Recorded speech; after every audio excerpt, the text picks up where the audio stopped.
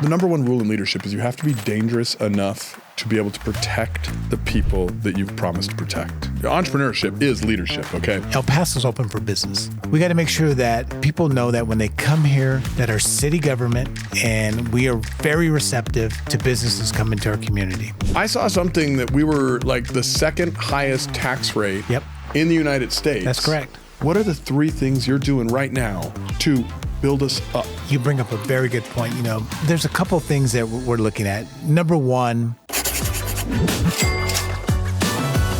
Hello and welcome back to Problems to Profit. Guys, I am so flippin' excited. You know what? Fuck that. I am so fucking excited. This is an amazing day. Like, we are having an amazing day on purpose. I have a guest here and I'm going to tell a fun story about him. Okay. He is actually my first political contribution. So far, my only, but also my first political contribution. I got invited to a party fairly recently, late last year. And they were like, hey, we're going to support a guy that we want to run for mayor. Come meet him. You're a fairly big player in town. You're moving a lot of, products. Like you're influential. You've got a social media brand. We want you to come and help. And so I go up to a friend's house up in my neighborhood and I go to this bougie party. My friend literally lands a helicopter at his house when he drives home. He doesn't drive home. He flies home. And so it's not a party you say no to, but I called him and I was like, hey, I've never made a political donation. Like, what do I do? And he's like, the expectation's like $2,500. We want you to support our guy. Like, he's a good guy. But come hear him out. Like, don't donate if you don't believe. Come hear him out. And I go up there and I meet this guy who couldn't have been the guy they were talking about. He's heart-centered. He's genuine. He's honest. I was probably a dick. Okay. Like, I was hitting him up like, hey, poly means multiple and ticks are blood-sucking arachnids. Like, that's the definition of politics. And I mean, even a large land developer I do business with was like, Preston, what are you saying? Like, as we're standing there together. But he was no bullshit and he cared. And I was so impressed that I wound up donating a little more than maybe I should have, because I got blasted all over social media. Like, the expectation was like a $2,500 donation. And I wound up donating much, much more. And the reason was, he was heart-centered and honest. So he totally tripped me up and I was not ready for a politician to be a general, real human being, no bullshit person, a businessman who cared about his community, but also opposing a guy that I just felt was trash. Okay. Like, the guy he was running against, we'd had a big problem with a con artist and a development. And anyway, it was costing me close to $200,000 a month. We'd called a guy who was the city representative. I don't want to mention his name. He'll know who he is when he listens to this. I'm sure he'll hear it. And we called him up. My CEO calls this guy and asks him for help. And not only does he not help, which would have just been the bad thing to do. He could have helped. That would have been the right thing to do. He didn't only not help. He literally was so trashy, he gave out my CEO's phone number to everyone that called his office for months after that. And just like compounded this belief in me that politicians were pieces of shit.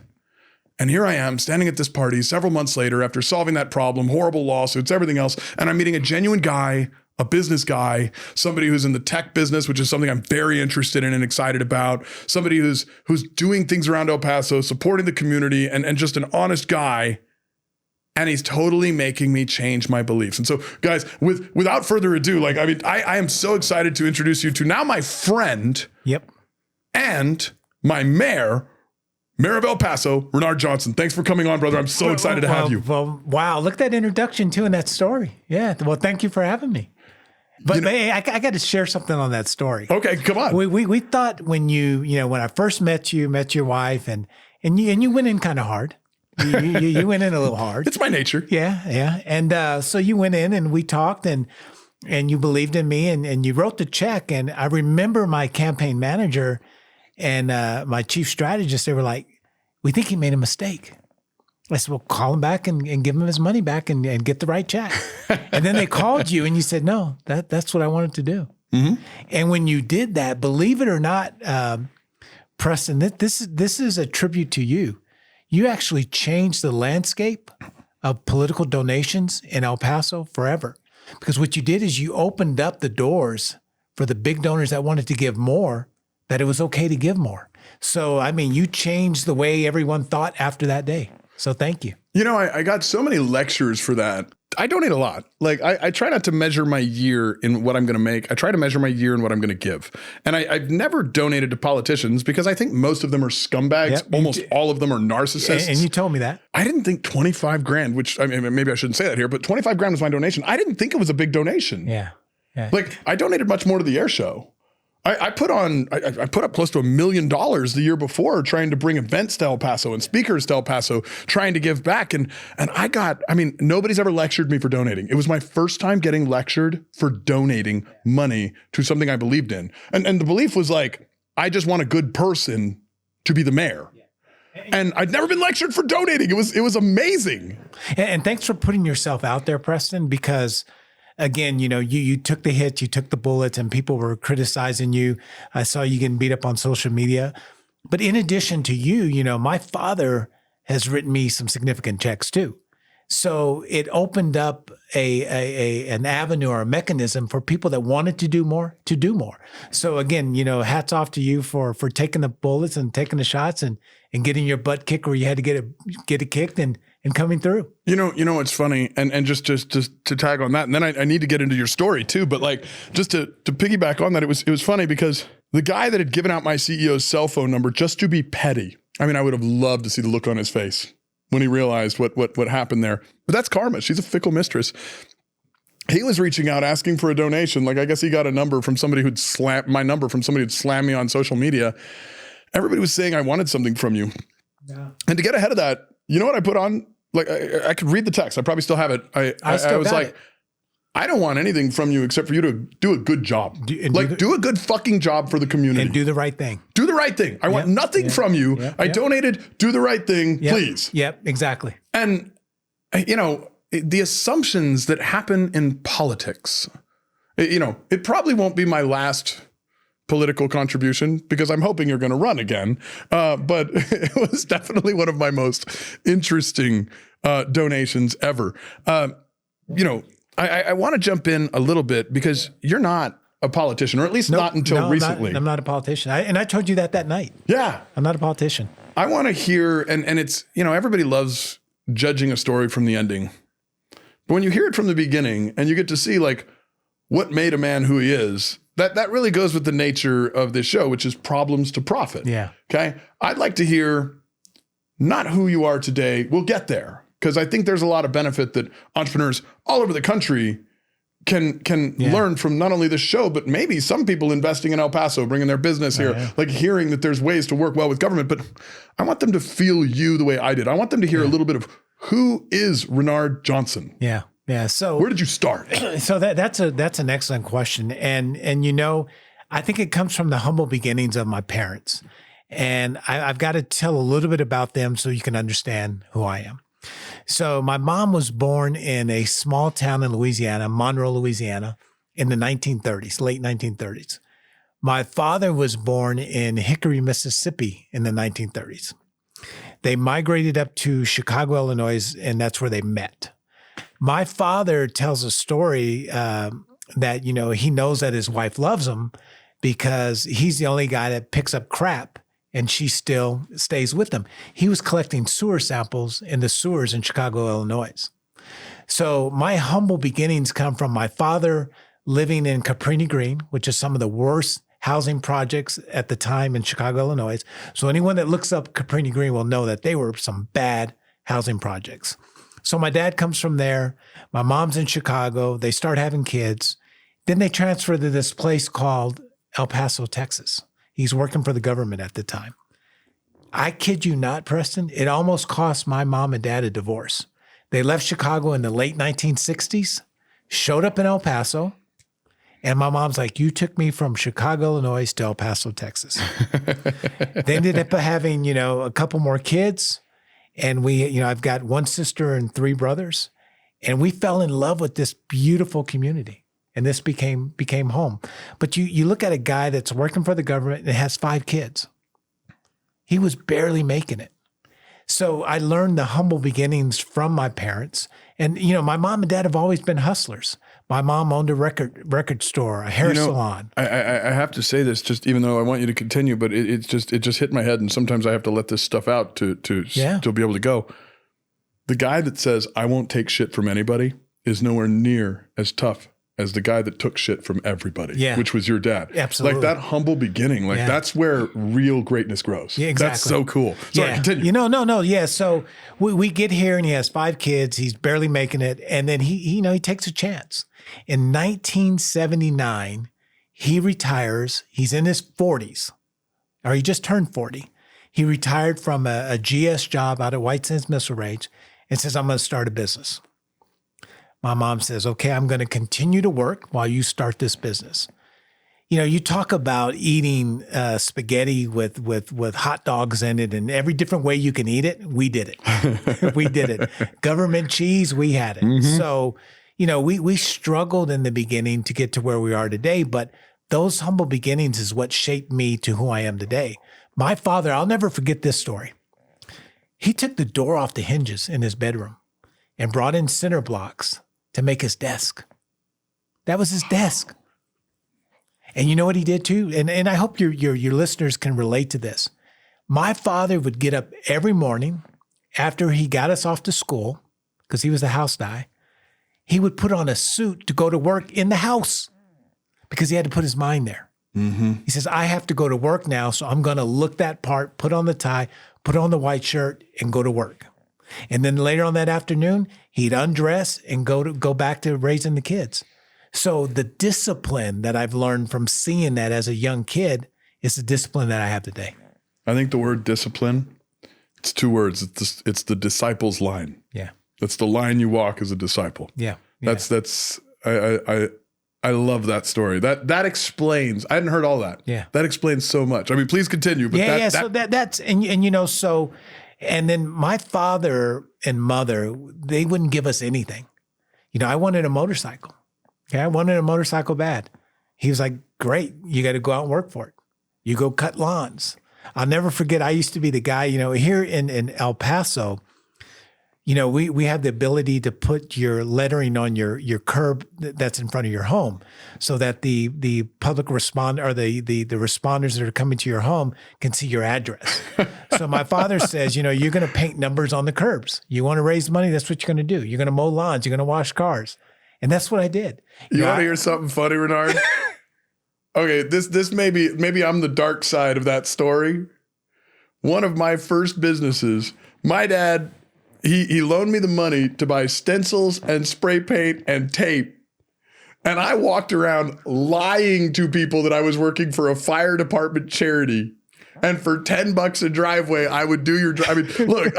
Please don't put me in jail or anything, Mr. Mayor. But I think I was like 8 or 9 years old. Like it was. No, I was older. I was 10 or 12 years old. But like, I think I was making $200, $300 a weekend. That was real money. And when people wouldn't take it, I would say, no problem. I'll do it for free. And they would all come out with money when you did Preston? It for free. And you were like, no. It's okay. If you can't afford it, I got you. And let me pay you 20.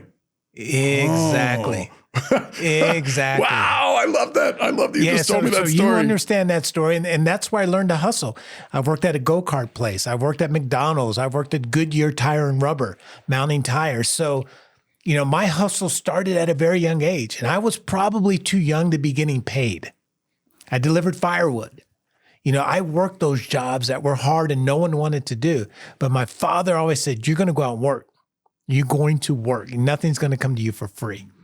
So by them instilling that into me, and then, things started to get better. In 1979, he started the company that him and my mom had. They grew that to a point where they wanted to sell it.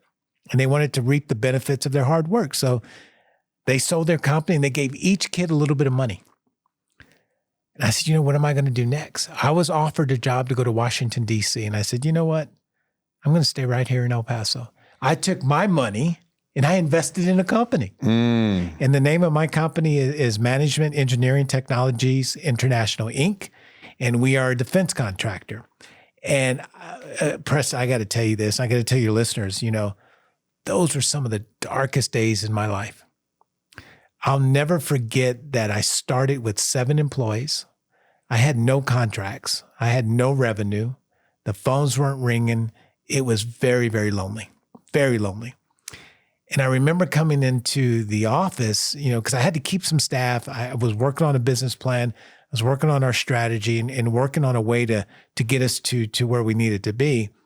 I'll never forget coming in the office and I was turning off the lights because the electric bill, I was worried about the electric bill.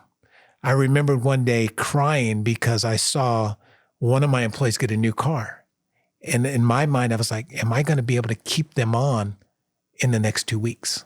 People don't understand that fear. I've tried to explain it, and I don't think there's any palpable way to do it. Leadership. I mean, entrepreneurship is leadership, okay? But like leadership in general, like the number one rule in leadership is you have to be dangerous enough to be able to protect the people that you've promised to protect. The times that I stay up at night are when I look around and I'm like, oh my gosh, if it goes wrong, how many hundreds of people don't eat? How many families are not going to have food on their table next week because I made one mistake? People don't get that in the employee world. That's a critical thing. I love you bringing that up. You bring up a very good point. The sleepless nights. How are you going to make payroll? How are you going to pay the taxes? All of the things that as an entrepreneur, as an owner of a company, that you feel and you take it with you. And you know what? Does it cause health problems? Absolutely.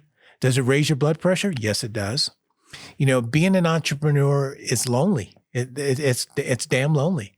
And, but it's so rewarding too at the same time. And I remember, when I cried that day, I said, am I going to be able to be open in 2 weeks? Am I going to be able to make sure that employee is still getting paid? And fast forward, at this point, I dumped a lot of money into the company. And my very first contract, after spending $1 million, my very first contract, guess what it was worth? $15,000.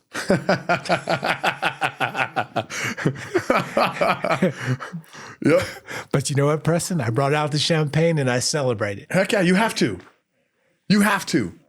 Because that 15 grand might have been one stair step on the staircase, but I guarantee it catalyzed the process. Yeah. Yeah. It was a victory. Yep. And me and the staff celebrated. And I always tell my staff this, and they will tell you. I said, look, if I'm going to eat bologna, you're eating bologna. But if I eat steak, you eat steak. And they'll tell you that. I tell all my employees, if I'm celebrating, you're celebrating. We celebrated $15,000. Fast forward, I had those 7 employees, and today, we are very blessed, and I built the company to where I have close to 800 employees, and we do a significant amount in revenue per year, and it turned out to be everything we wanted and more. And you're not just there's a lot of people that say, "Oh, tech company," right? Yeah. There's a lot of people that have a chief technology officer. When you're a government contractor, you have a level of scrutiny, data management, and reporting that most tech companies that are going through the standard process have no understanding of. You guys are going through a level of scrutiny and compliance that it's not just tech, and I don't know that I want to segue yet because I'm not sure you're done with your story, but you're the perfect guy to create your own version of I guess Musk and Trump's DOGE, Department of Government Efficiency, because you understand government, you understand the scrutiny, you understand the checks and the balances and checking all the boxes, but you also understand the efficiency needed.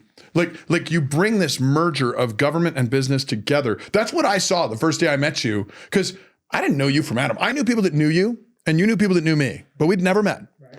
And what I saw was, I was like, okay, here's a brilliant guy that if he does what I think he can do, is the perfect intersection of the private sector and the government sector to create something resembling efficiency in the El Paso government, which I think is wildly inefficient. Yep. And Preston, you got it. You hit it spot on, because the way it works is, government and municipalities aren't as efficient as private industry. Mm-hmm. So the being a defense contractor, this creates opportunity for companies like me. We're nimble, we're faster, and we're cheaper than a bureaucracy. And we're able to do things that most government agencies can't do. And I'll give you some specific examples. The men and women, our war fighters in uniform, they sacrifice so much for us to be here today. But when you look at running a network operations computer center or a security center, the people in uniform changed often. They're in and out of uniform and they're being deployed and they're moving around.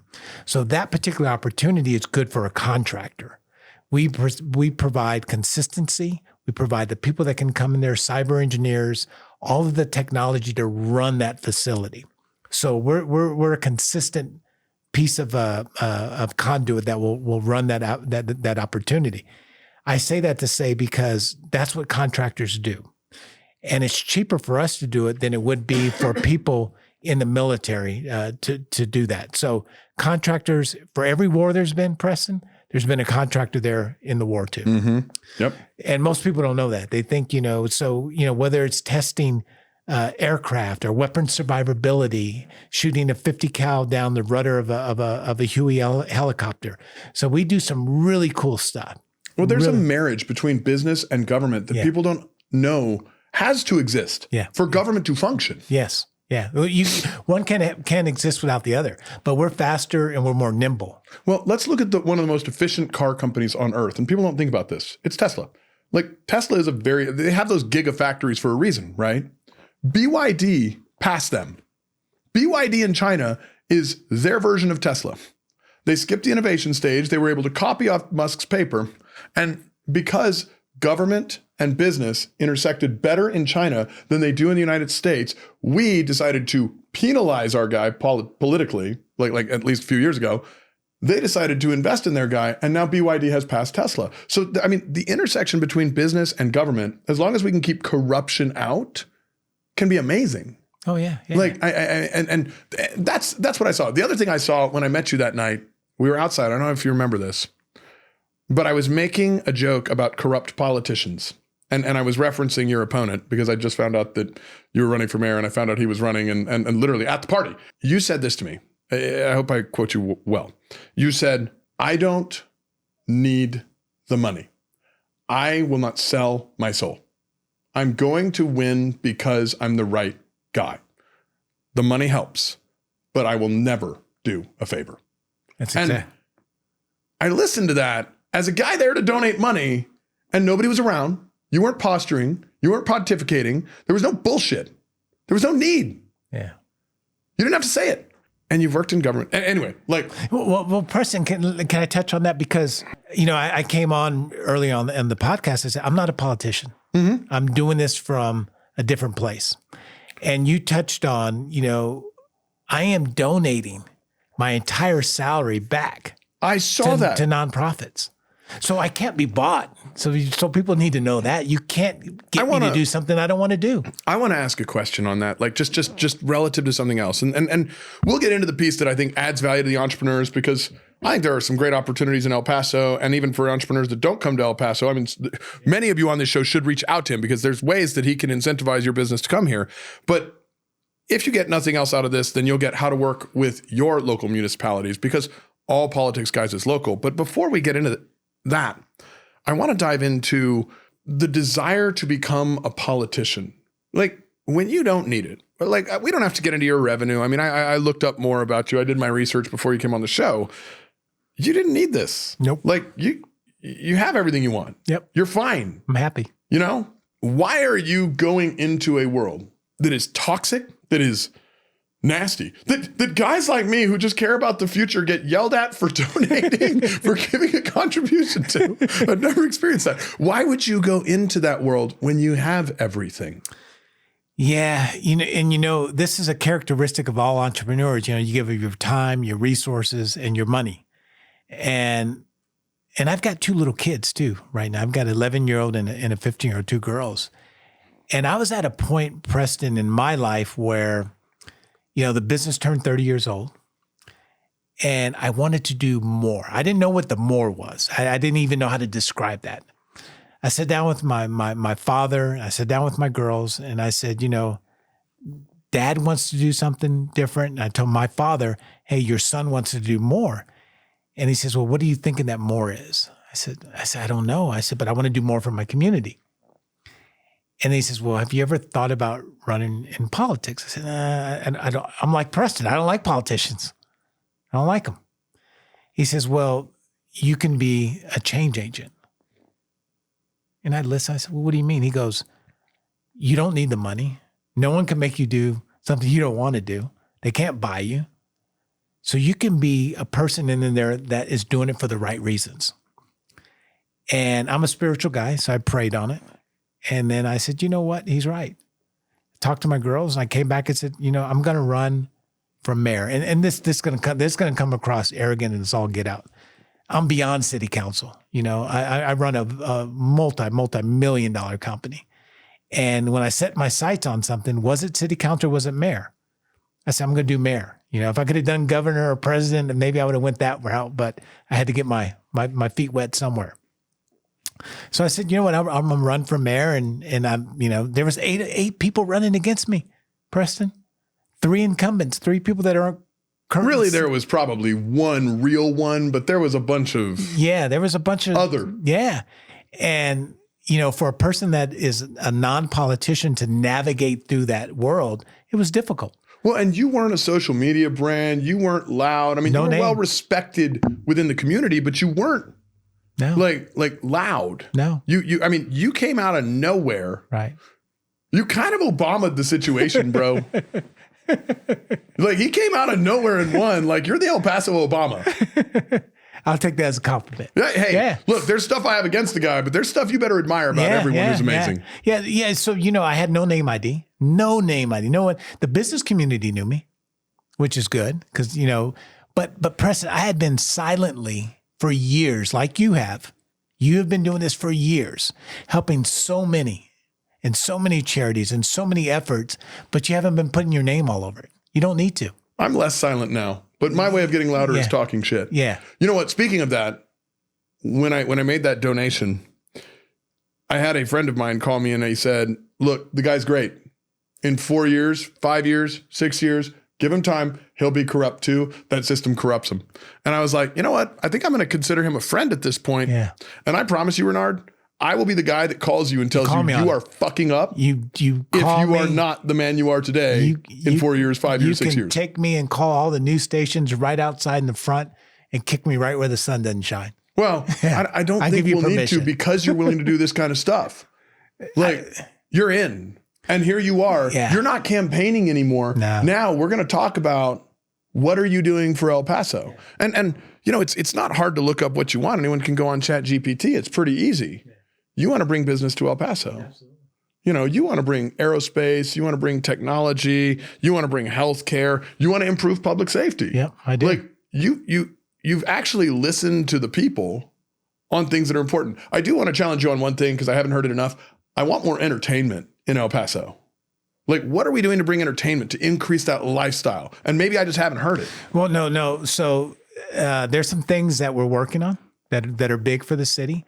But you talk about quality of life. And Preston, I did it that night that I was at the event that we met at. And I talked about a community and what we have to get right. And what we have to get right is, number one, our school systems have to be functioning correctly. We have to make sure that our public safety is on point, that we're a safe city. I also talked about the quality of life. We have to make sure that we have quality of life. So those are a few of the things. And the other thing is healthcare. Can we jump into the school systems before we move on? Sure. I was looking at some of the top-rated school systems, and there was one. It wasn't like number one, but it was on the list of top-rated school systems, and it just makes me think. And I'm not liberal or conservative. I'm independent. You're you.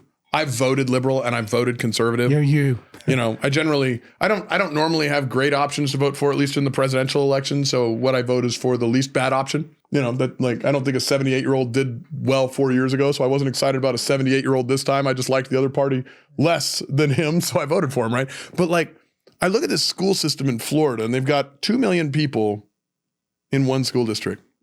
And then I look at El Paso and I look at our surrounding areas.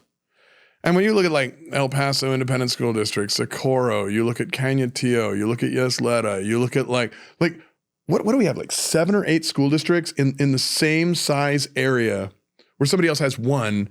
And there's an obnoxious amount of bureaucracy. And my mother and my sister were both teachers in the El Paso School District and others.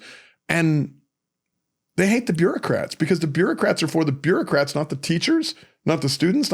How do we solve some of the efficiency in our education system? Yeah. Because it's inefficient to the point of stupid, and our school tax is ridiculously high. I think it holds us back. And how many superintendents do we have to pay for if half of them suck? Yeah, so we got an area that's an area for improvement, certainly.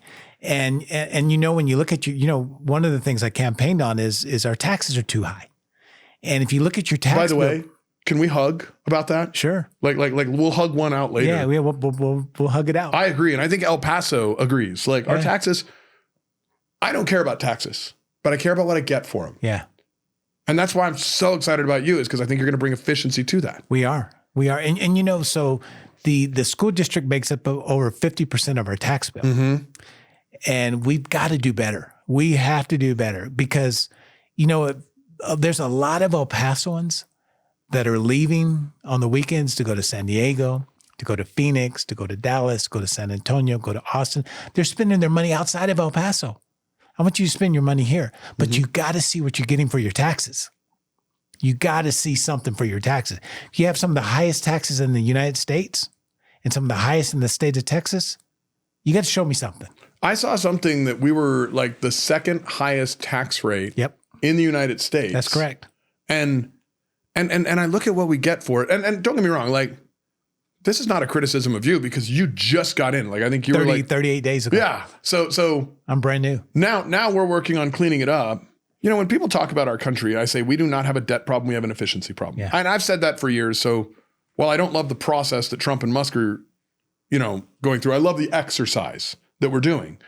And I'm excited about you doing that here. And what's cool is I think you have a lot of the entrepreneurial community and everybody else, including me, willing to support you and add value anywhere that you need help to bring that efficiency. We'll get into trade schools and efficiency and lowering housing costs and all of that going forward as well. But like how can we make the school districts more efficient? How can we cut down on the bureaucracy? How can we raise our teachers' pay without raising our taxes, creating a dozen new bonds and all this, and just by cutting some of the waste? Yeah, so I think, I wish I could say that, I had a magic wand on how to fix that. But what I can tell you is that you have to elect the right people for school board seats.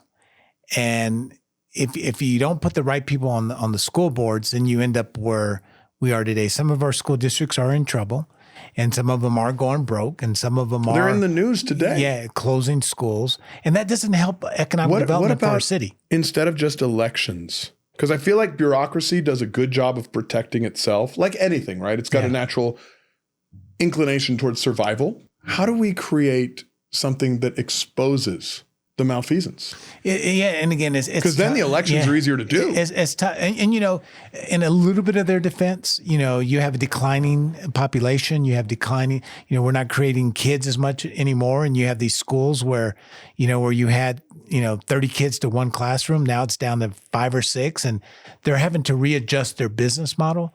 But I say all that to say we have to make sure you get the right superintendents, you have to get the right people on the school boards, and we have to go out and vote. The problem is we don't vote.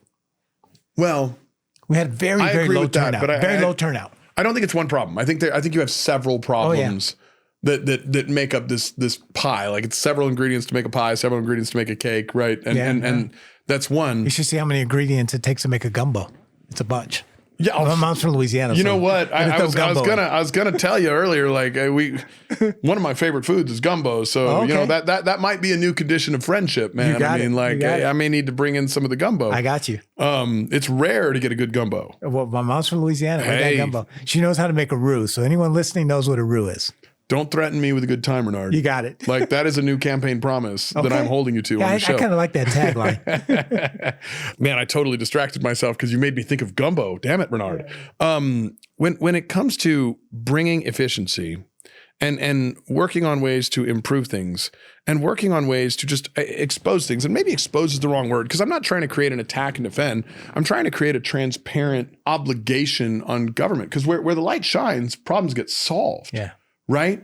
What are you doing to kind of bring the light of day to the school districts so that, and bring the light of day to El Paso in general. Because one thing I've noticed about El Paso, and this would solve for the birth rate issue, which everyone in America is having right now. We might have less of the birth rate issue than some areas, okay?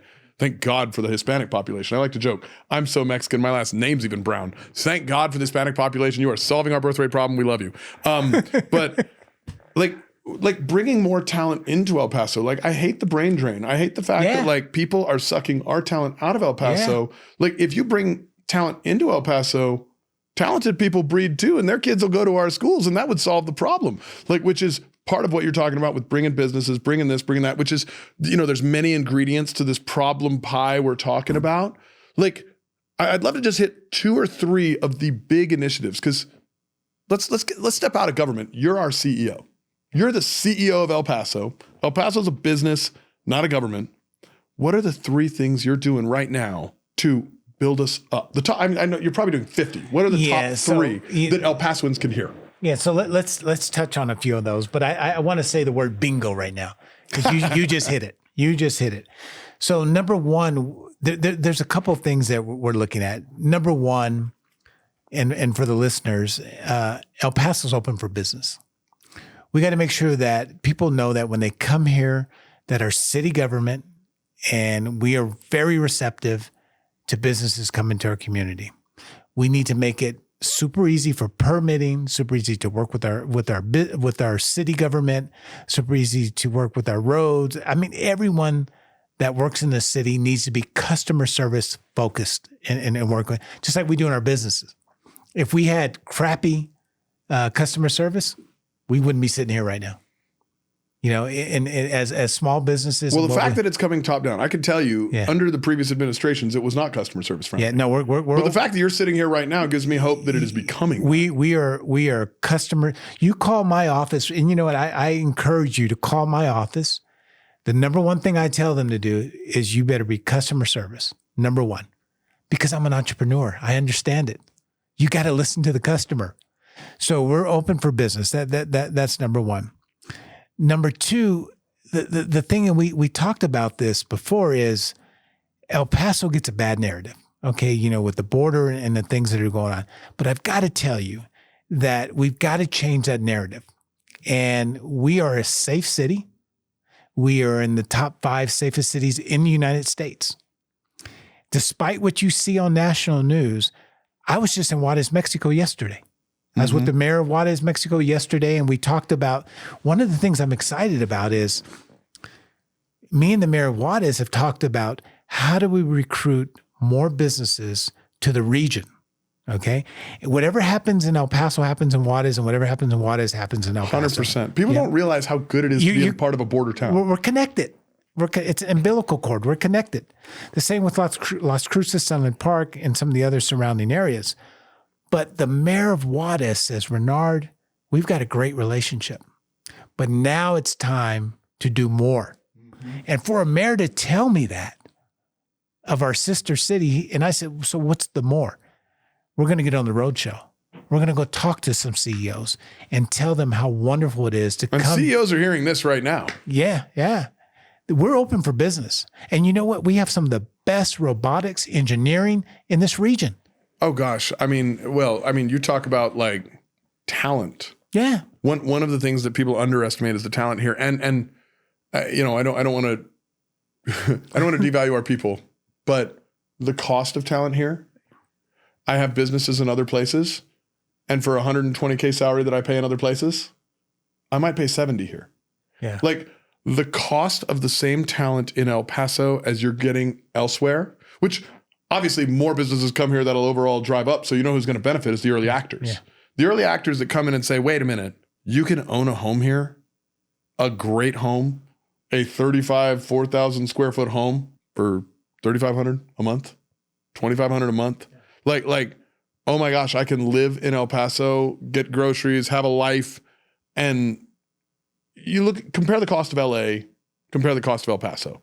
If people actually did those numbers, they would take the 70 grand here over the 250 over there, because at the end of the day, lifestyle is better. So for the businesses that are smart enough to look at our community, at least the early actors, I mean, if you do what I think you're going to do and you bring in 10, 20, 30 large scale companies over the next few years, the early actors are going to get the majority of the benefit. So you use the word early. I'm going to say early adapters, because those early adapters that figured this out. So your listeners, if you have certain cell phones, if you have certain computers, they were manufactured here in El Paso. There is a company here that has thousands and thousands of employees that put together phones and put together servers and computers that you order online, but they're shipped out of El Paso. In addition to that, your televisions. A lot of that is right across the border from us. So the engineering, the robotics that we have in this region are the best in the country. And the early adapters that have figured that out are expanding in our region. We have so many Taiwanese companies right now, Preston, looking at doing business, not only here in El Paso, but in Juarez, because of what happened in the logistic and the supply chain. So we are open for business. If you're an early adapter and you want to get on the wave of El Paso and entrepreneurship, now is the time. Can I get ahead of something's going to pop up in the comments because it's political narrative right now. It's tariffs, tariffs, tariffs. We're going to tariff Mexico. The world's going to end, blah, blah, blah, right? Let me go ahead and answer that. Okay, I answered this, a month or two ago, and nobody believed me. We all thought the world was going to end. Regarding tariffs, like everybody's talking about Trump's 25% tariff that might hit Mexico, might hit Canada. Mexico and Canada immediately capitulated right after the tariff threat was there and Trump postponed it. And while there will be some tariff game going on, Mexico's economy is 1.4 trillion annually. Ours is 27 trillion annually. Yep. Canada's economy is 1.6 trillion annually. Ours is, again, 27 trillion. Yep. You add Mexico and Canada together, they're about $3 trillion. They're just a little bit over 10% of our total economy. So with the trade deficits we have, they don't have a choice. I don't care what Sheinbaum or Trudeau says. They're going to work with us. Trump's goal of effectively ending fentanyl coming into our borders was what the tariffs were about. Canada and Mexico are going to work with us. The reciprocal tariffs, Canada and Mexico are going to work with us. Hell, the EU, the European Union, just lowered their auto tariffs down to equalize ours to avoid reciprocal tariffs. Guys, an economy of 1.4 trillion is not going to turn around and say, fuck you, to the economy of 27 trillion because they can't. Why? Because we do a third of their economy in fucking trade. Like it's like 400 and 500 billion in trade annually. We could cut off a third of their economy. We have the leverage due to the trade deficits. The tariffs are a non-factor. They're a negotiating tool of the president. So for all of you guys that are about to post comments saying, oh, the tariffs, oh, don't move to El Paso, you're dead fucking wrong. The leverage game works. I mean, I agree or disagree.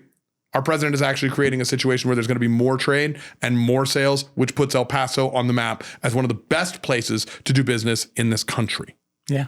And we have a number of companies right now, Preston, that are already in the region looking to open up significant amount of manufacturing and businesses here. If you go out to the east side of El Paso, there's over 1 million square feet of industrial space already built, ready to go. Mm-hmm. And you look at Sunland Park and Santa Teresa area, there's millions of square feet of space being occupied. So we are primed in this region. Look, for your listeners, we got 362 days of sunshine. 362 days. Our weather's great. Our electrical grid doesn't go down. I could go on and on about the good things about El Paso. You have Virgin Galactic up to our north and to our west that is working in space. You have Blue Origins out in Van Horn, which is 70 miles from here. So if you want to get to space, aerospace from here, you have to come through El Paso. They figured it out. You need to be an early adapter. Come to El Paso. You know what? And for all your listeners, look me up. When you get here, I will personally show you around this city. I don't have to convince you to come to El Paso. You're going to see it for yourself. This is a beautiful community. These are some of the hardest working people I've ever seen. And Preston, you're smiling because you know that some of your other places, no one works. The people here show up early and stay late. I know you're a guy that gets things done. Before you were mayor, I brought to you a situation that I was dealing with, which was frankly a situation where bureaucrats were just not doing their jobs. And it was something that was affecting me. And you made one phone call. And I don't know that you did this, okay? But I know the day after I met you, the people that weren't doing their jobs called me and said, hey, we hear there's an issue, which was either you or God, and they started doing their jobs. So you're a guy that gets things done. You're a guy that makes things happen. And you're not going to do anything that's outside of the lines. You're not going to do any favors, but you're going to make your team work. You're going to show up personally. When we met, you said, hey, before I donated, why don't I come out to your business? I did say that. I'd be happy to talk to your people. You did do that. Yep. I mean, I'd already donated. I didn't really give you a chance. I donated too quickly because I was impressed. But you did do that. And you did that with a lot of folks that didn't make big donations. Like, you're a guy that's out there finding a way to make government collaborate with business. And no different than our BYD example. BYD passed Tesla. Tesla was the biggest electric car company on earth. And BYD, the company that had government on its side, Chinese government, wrong fucking government, passed Tesla. Well, you want to go somewhere to work? Where are you going to go? How about where the government fucking supports you? Hello. So can I jump into something else? It's a total swerve. Yeah, and I love that you're like inviting businesses to El Paso. Yeah. I love that you're going to be bringing more entertainment, more lifestyle, more of that, and you're inviting all the companies. We got something big we're working on, and I can't wait till you see it. And we can't announce it here, but like we'll come back on the podcast. We'll come back after because I want to give you the humble brag. But you're also, and this is kind of sexy. Okay, like I need to go over this. You're my first guest with security. How the hell is that, man? Like it was kind of cool. He shows up. We do the podcast at my house, and the police arrive. I'm sure my neighbors are like, "What did Preston do?" They start inspecting my house, and they start looking around. And then this like probably the biggest white guy I've ever seen. He's out there. You can hear me right now. Like his arms are bigger around than my legs. He could kill me with a fucking napkin. Walks in. I'm like, oh, so Renard brought Delta Force. Oh, that's weird. So. That's got to be new. It's new. How is that? You know what? So it's taken me a while to get adjusted to this, and you know what? Here's a secret. I hope they can't hear me, but every now and then I try to escape. You know, hey, I'm gonna go to the bathroom, and I try to go to lunch, but these guys and girls that work for the dignitary protection for the office of the mayor, their sole purpose is to make sure that no mayor under their watch gets hurt. And it's taken me 36 days to figure that out because we are such a safe city. And I'm a guy that, like Preston, I go to all parts of El Paso. It's a safe city. I go everywhere. But these guys are like, sir, you're not going to know when you need us until you need us. No, yeah. And then it took me a while to say, okay, they got a job to do. But yeah, you're right. I mean, I've got a bunch of guys and girls that kind of follow me. I got to share a funny story. So the night we got, I was sworn in, kind of my inauguration, my daughters were here with me. And there was a dignitary protection that was with my girls. And my youngest one goes, Dad, why do they have to come with us to the bathroom? Can I just go to the bathroom by myself? So it's different. It's an adjustment, but I respect their role. I respect what they do, and they are true professionals, and they train a lot. And we are lucky as a city to have such a great dignitary protection team. And it's only been 38 days, but a lot of these young men and women that are working in that office, we are going to have friendships long after this because I can already feel it. I love that. And I had to bring that up because it was kind of cool. Like, I think you might be the coolest guy I know now. Maybe I'm going to hire security so that I walk in like that. It looks cool. Like, I'm going to get your big buff guy to come work for me and like enter a room first. And he's small. I got bigger than that. Oh my gosh, man. Like, dude, like that guy's arms are bigger around than my legs. Yeah. But I want to kind of jump into economics and I want to hit and honor the entrepreneurial class. Okay. Because I love what you're sitting here and telling me. Like you're a guy that runs a government in a city that's been on the news many, many times, probably for some of the wrong reasons because of the border crisis and other shit over the last 4 years. You're saying things that are beautiful for the entrepreneur. And many entrepreneurs are going to hear this and they're going to say, wow, maybe I need to go and look at El Paso. Some entrepreneurs are going to be sitting there and saying, well, I'm not at a point where I'm ready for that, but maybe I can get something out of how do I work with the government in my city? And entrepreneurs are a special class. Everybody talks about jobs, and I'm not knocking employees, but I think God created us in his image. And I think employment is modern slavery. Like, no bullshit. And I'm not talking high level employment where you're a member of the team and you're a part of the group, but I'm talking low level employment. Like, minimum wage is fucking slavery. Like, I think that's disgusting. Anybody that pays that should probably burn in hell. But entrepreneurs, they create opportunity. Yeah. If they're good, they create jobs that are going to give somebody the ability to put their family into a great position, own a home, buy a house, invest, put their kids through college, all of this. And by nature of that, like, how much do we talk about jobs with just the Federal Reserve every month, right? Every time there's a Fed meeting, every month, every other month, we talk about it. Entrepreneurs create that. And you are sitting here saying, entrepreneurs, I'm open to you. Yeah. I want to talk to you. I want to help you come to my market to create jobs. If I'm the CEO of El Paso, Renard Johnson, I want to give you the opportunity to build your business here to employ my people.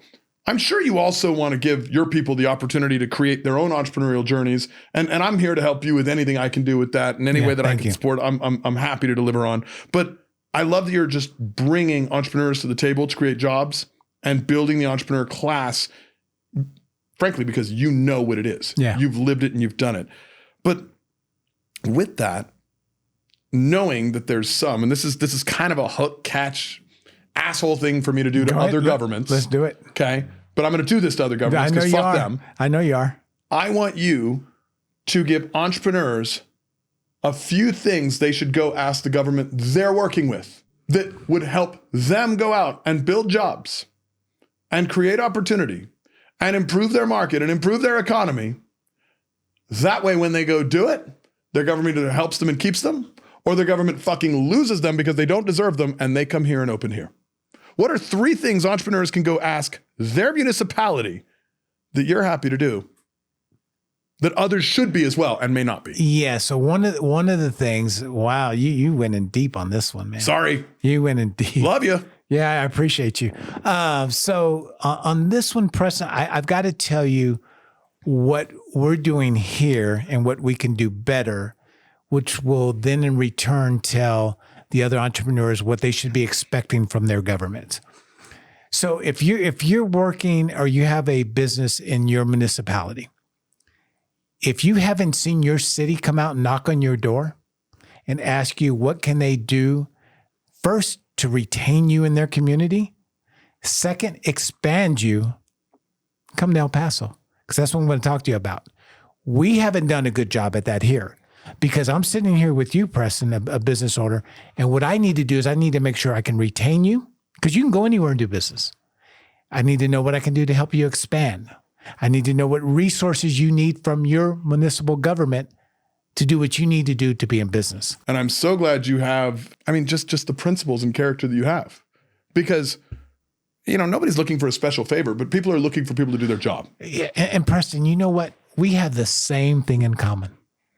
We want our community to do well. We want our employees to be enriched. We're in the same thing. I am very impressed with the city staff and our city manager. They all know if you go right now, I will bet you a nice dinner, whatever you want. You go right now. You talk to anyone in the city. What's the mayor's number one agenda? They're going to tell you economic development and we're open for business. But I think that's you, Renard. I think leadership matters. Yeah. Because here's one thing I know with my business. Leaders are dangerous. It's the number one quality. My job is to be dangerous enough to beat the competitors, to keep my staff, my team, my customers safe. You're dangerous. Yeah, I am. And they knew that you were not fake. And I'm not saying the other guy was fake, but maybe he wasn't paying attention. Like the guy that before you, he was a good guy. Like I have nothing bad on him that I'm going to say because, I didn't know him personally. I've heard lots of great things about him. But maybe in the last 6 months or a year, whenever I was dealing with my issue, maybe he was asleep at the wheel on that. I don't know. But you got in, everybody started working. You had the right people, but like any other employer-employee situation, if the right people are there, but they're not managed and measured, are they going to do the job? Yeah. And I come from in my personal company, you'll be able to look up in 2004, I made Inc. 500's magazine's fastest growing companies. I already saw it. Yeah. And I looked you up, and you man. remember the company I beat out too. You look better in the suit today, though. Thank you. I appreciate that. It's a nice suit, huh? So if you look at that 2004 Inc. 500 article, I beat out GoDaddy. So I understand high performing organizations. It's hard to grow 2,000 and something %. Very hard to do. But I understand it. And I understand taking people resources and pushing them and giving them the tools they need to succeed. I also understand that you manage your high performers up, your low performers out. I get it. That's a good thing. So you're willing to fire people that don't deliver. Yeah. Yes. So you mean you work for the citizens, not the bureaucrats? Yes. I love you. We'll hug after. Yeah. We got 2 hugs coming. Now, 3 things. Yep. That an entrepreneur should ask. I totally swerved you, and I create distractions. You already threw crap at me. You threw curveballs. You threw everything at me. What you got next? But I'm beautiful. I get away with this shit. I'm not going to say all that, but go ahead. Yeah. You know what? Your wife will get angry. So 3 things that an entrepreneur should ask their city government that you can deliver on. Hopefully theirs can too. I mean, I hope every municipality does great. Yeah. I hope this country does great. Yeah. But if this country doesn't do those 3 things, what would you do so that they can move here and come and benefit working under your leadership? So you're asking for my elevator pitch to why to come to El Paso? Your elevator pitch. Oh my God. What brings businesses here? We are America's friendliest city, number 1. I'm going to say that. The people here have the best work ethic that you've ever seen. You're coming to an environment or a geography where the sun shines 360, I'm going with 362. Maybe I'll do 363 days a year. And we are the best city in the United States for business. You have never experienced what your company can do until you come to a border town. There is over $100 billion that comes across this border. If you can't figure out how to stick your hand out and get some of that, I can't help you. There is tremendous opportunity in this region. Well, I already talked about sending people to space. I can tell you this too. I've never reached out for the $100 billion. I've had a couple opportunities to reach out for my piece of the pie. But what I've seen in you is you treat government like it's a partner to your productive citizens that are creating jobs, whereas others treat it like it's a taxing authority. Obviously, like no different than a church needs tithes, governments needs tax. Like that's a no-brainer. Anyone that doesn't know that is an idiot, okay? But being a partner rather than just a regulator is a beautiful approach. And Preston, I said this earlier, but at the end of the day, this is our community. This is where we raise our kids. This is where our families are. It's our responsibility. It's our charge to take care of El Paso. It's going to take all of us. Every city government's charge to do that. Not all of them do that. Everyone should elect an entrepreneur like you. Okay, and if they're not doing it, move to El Paso. Move to El Paso. That's what we're doing. So here's a question, because I'm loving where this is going, and I actually have one more thing that I want to hit before I ask you, how do entrepreneurs reach out to you guys? Okay. We in El Paso, and part of lowering the tax rate and part of creating affordability is understanding what is driving some of the stress. We've all watched the news, CNN, MSNBC, Fox, all of the fake news bullshit. Like, you should watch podcasts. You should watch this fucking podcast if you want real news. But we've all watched the bullshit fake news, okay? Whether it's conservative or liberal with whatever their fucking sales pitch is. We know they've all used this tagline of structural inflation. We all know that inflation, if we look at CPI, they remove 3 things: food, fuel, construction materials, which is what's necessary in houses and cars. And food, fuel, and construction materials is the 3 main things that a consumer fucking buys. So we're looking at consumer inflation and removing the 3 largest expenses. What makes inflation structural is that we've told everybody, and even though I'm glad you did and I'm doing it, go be a tech entrepreneur, go be a teacher, go be a doctor, go be a lawyer, go be all these things. But what about become a plumber? What about become an electrician? Like if we had more plumbers, more electricians, more sheetrockers, more things like that, on one hand, we would solve for structural inflation. On the second hand, Renard, you know what we'd also do? We'd get ahead of all the threats that AI presents to us. Think about it. Everybody talks about AI is going to replace all the jobs. Oh yeah? Tell me AI is going to walk into a fucking house and wire my house. It's not. It's going to replace the jobs that fit on a 10 bullet point job description. If we bring mineral mining, if we bring labor, if we bring manufacturing, AI will affect Earth. But you know what I know? If there's a ceiling fan in this room and you got 10 people standing in this room and somebody throws a pile of shit in the ceiling fan, the guy with the umbrella that knew that to create the jobs that were actually relevant that AI couldn't replace immediately is the happiest guy in the room. Yeah. How can you and I, or you in the community, create trade schools to bring back real labor, to bring back real work, not the fake shit, to solve for structural inflation, to get ahead of what is probably the single greatest threat to employment on the planet over the next 10 years? Yeah. Wow, you bring up the hard one now. So sorry. Well, no, this is good. So, and you already know this, but I spent a lot of my time around the Federal Reserve System. I am a former director of the Dallas Federal Reserve Bank. So I get inflation. I get our dual mandate at the Federal Reserve System. I think what we need to do here, Preston, is we have to get our kids excited about these different trades. For example, your ceiling fans and your plumbing is electronics now. It's not the same plumbing that me and you grew up on, where you can get a pair of vice grips and go fix something. Now you have to put computers to these things. Our kids don't know that. They're not excited about these industries, and they're not excited about how much money that these industries can pay. So I tell you that because if you look at the Da Vinci robot in hospitals, it's all technology. It's all humans working on these robots. We need to make sure that our kids can get excited, but we have to go into the schools, Preston, with this to make sure that we can get them super, super stoked about going into these industries. A welder, if I'd have known what a welder makes, I probably wouldn't be sitting here right now, the amount of money they can make. Mm-hmm. These are trades that we need to really educate people on, because not everyone needs to go to college. Okay. I mean. You mean they don't all need to be indoctrinated with some political bullshit? Some people can actually go produce? Nope. You don't need, no.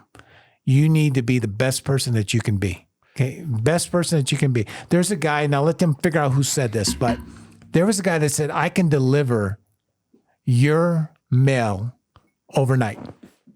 That was his thesis. Mm-hmm. He flunked it. Got an F. They're like, you're crazy. He built a hell of an empire. So entrepreneurs, we dream, and we dream big. We dream big. It's up to us to execute, though. And if you surround yourself with people that are negative, telling you what you can't do, get rid of that. There's some people that you guys know that if you win the lottery, they're still going to be unhappy. Mm-hmm. Happiness is a choice. Yeah. I love the wisdom you bring to the table. I've talked to so many politicians at this point. It's funny. I donated to you. I got blown up on social media. You did. And I've talked to about a dozen politicians since that have asked for money. No. I've given no one money except you, because you're the only one that has real conversation. Yeah. And my total compliments for that, bro. We speak the same language. We have the same goal, and we're going after the same thing, me and you. Make lives better. Enrich lives. That's what we do. You want to talk about wealth generated for any city in America? You know what it is, right? Do you know that 90% of the population has about 95% of their wealth in their home? Yeah. Well, we go out and we encourage homeownership. We encourage success and creating just the regular American dream. Yeah. Stability, stay married, own your home, pay your mortgage. When you retire, you are actually wealthy. Yeah. By comparison to every country on earth, every population on earth, you're successful. Jobs create that. Entrepreneurs create those jobs. You're trying to go from the top hit the entrepreneur, hit the jobs, benefit the families, benefit the children, create that kind of reciprocal relationship. And bro, like, just so you know, like, I love you for that. And I wanted to put you on this podcast so that people could hear the real you, the no bullshit shit. Yeah. I don't give a fuck about Max Grossman or Brian Kennedy. And I'm probably pissing people off locally by saying these names. You know, I'll talk to anyone, but I want to deal with real people that are actually solving problems. And bro, I honor you for that. Mm. I hope all of you entrepreneurs out there are reaching out to your city council, your mayor, and finding out not what you can do for them. Right. Do that when you're rich as fuck. What they can do for you. And that's not a favor. That's their fucking job. So with that, we're not just the people here in El Paso who want to grow, who want to improve, who want to create opportunity and employment, who want to make people's lives better. Not just to enrich yourself, but also to create real opportunity for employees and also for those outside that are already successful that want to expand or bring your business here. Yep. How do we reach out to you, Renard? How do we get in touch with you, get in touch with your team, grow by coming to El Paso? Or if we're already here, by working with you? Yeah, so again, my office is we're customer focused, and that comes first. So you can reach out to us at mayor@elpasotexas.gov. That goes into our system, and whatever request you have, we will tackle it on a daily basis. I've got an incredible staff that, you know, is from, you know, they get it. They're from the private sector. Well, the big buffed white guy, my wife was checking him out, so I don't know if he's incredible. I'm a little jealous. Yeah, that's good. Good thing I didn't bring the other guy. So we'd be in trouble in this room. But yeah, you reach out to us, you reach out to the city of El Paso, and we will do whatever we can to help you get started. You know, and look, whether you want to bring a business to El Paso or not, come visit us, come experience the hospitality of El Paso. Let us show you around our beautiful community, and you will have a whole different perspective of who we are. Oh, I love that. All right, entrepreneurs, friends, business people. I had my mayor. I had a new friend on this podcast. What are you supposed to learn from this? Government should be your partner. If you're in a market where your government is not your partner, do you have to find El Paso as your market? No, that's not the point of this podcast. Find a market where your government is your partner. Now, I will tell you, El Paso is the best place to grow a business. I am living proof of that. And now it's going to get better. Absolutely. Thank you for coming on, brother. Thank you for having me, Preston. Y'all have an amazing day on purpose.